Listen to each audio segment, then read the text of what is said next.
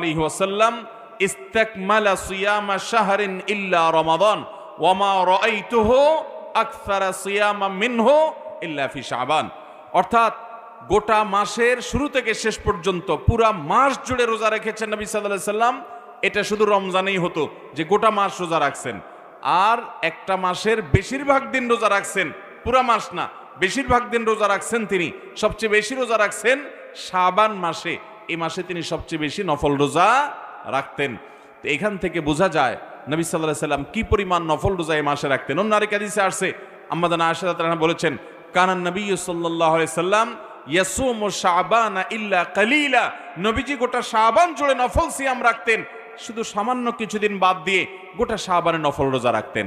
তাহলে এই মাসে নবী করিম সাল্লাল্লাহু আলাইহি সাল্লাম বেশিরভাগ দিনগুলোতে নফল সিয়াম রাখতেন, সে আমলটা আমরা জানলাম, আলহামদুলিল্লাহ। এখন আমাদের কাজ হলো